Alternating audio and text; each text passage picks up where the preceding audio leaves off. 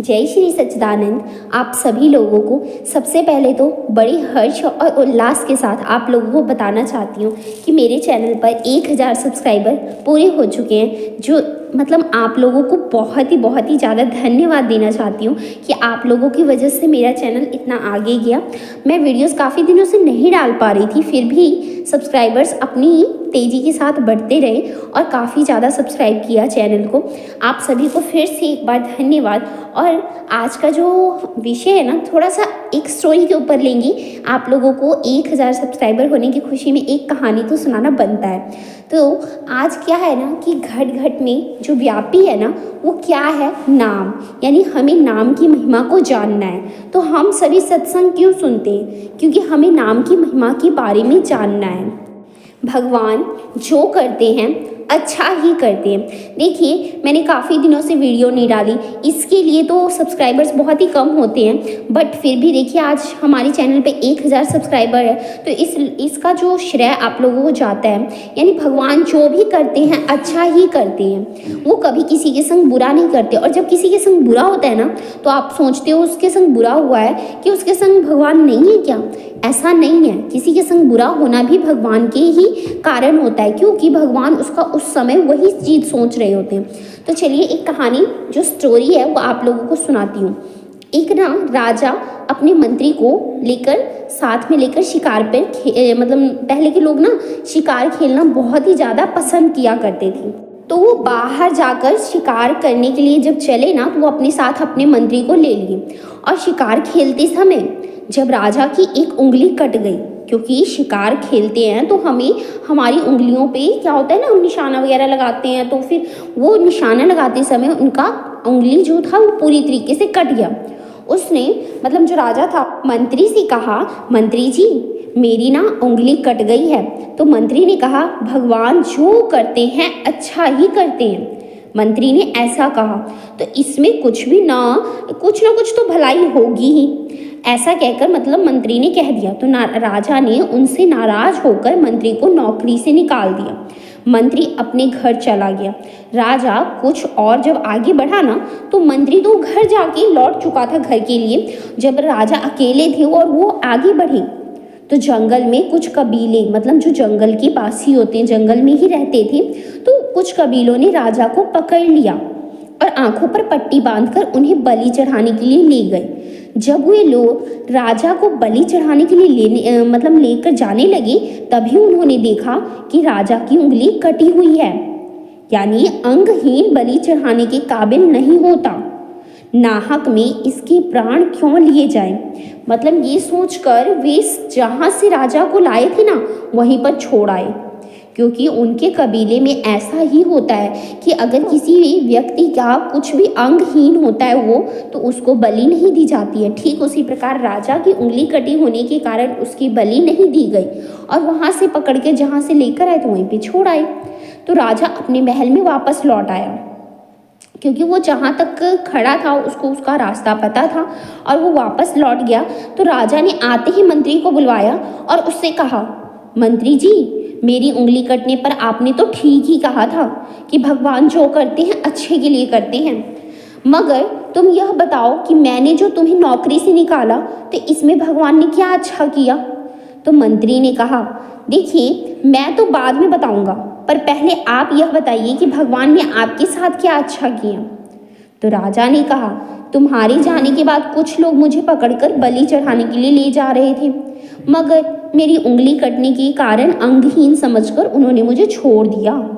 और मगर कहते ना उंगली मतलब उनकी उंगली कटी थी, ये चीज़ देखा उन्होंने और उनको छोड़ दिया।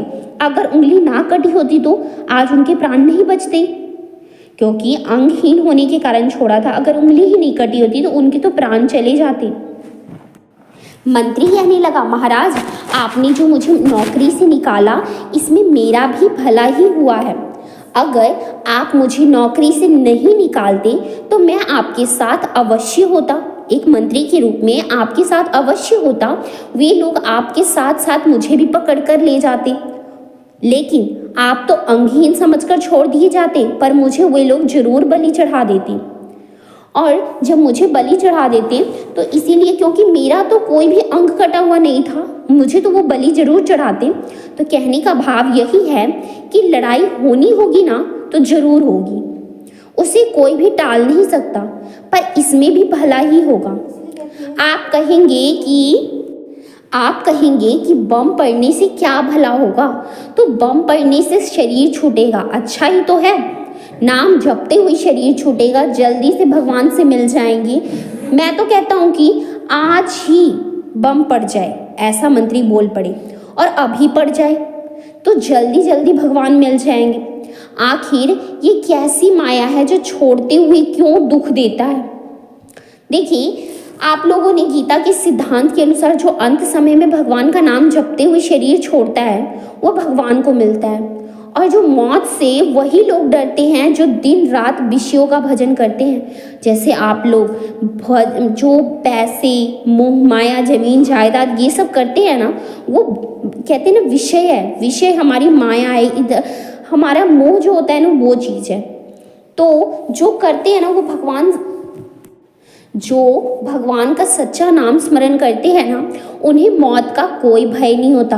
क्योंकि देखिए, आप तो भगवान का नाम जप रहे हैं, आप तो ये सोचेंगे कि जब मर्जी मौत आए और मुझे ले जाए, आपके पास कोई डर नहीं है। इसीलिए तो गुरु नानक देव जी ने कहा है कि होनी तो होकर रहे अनहोनी ना होए, चिंता वाकी कीजिए जो अनहोनी होए। यानी श्री गुरु महाराज जी को सभी लोग योगेश्वर मानते हैं। सभी लोग, कितने ही लोग उनको भगवान भी मानते हैं। वह समय के महापुरुष माने जाते हैं।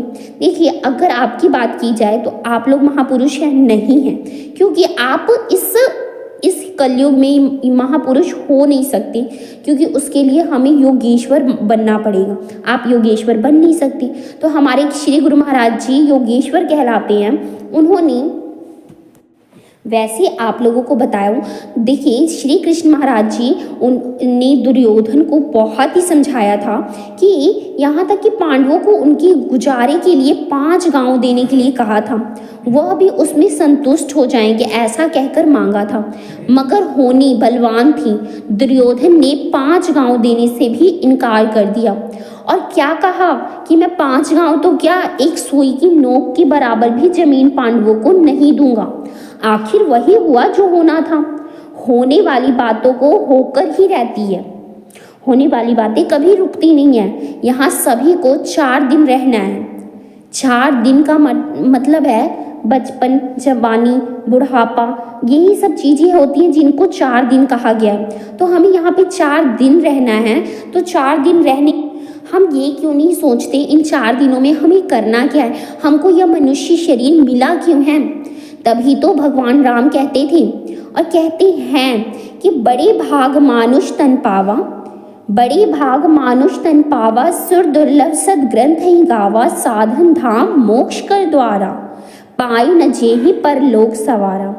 कि मनुष्य तन को देव दुर्लभ क्यों बताया गया है, इस बात को दुनिया के लोग नहीं जानते।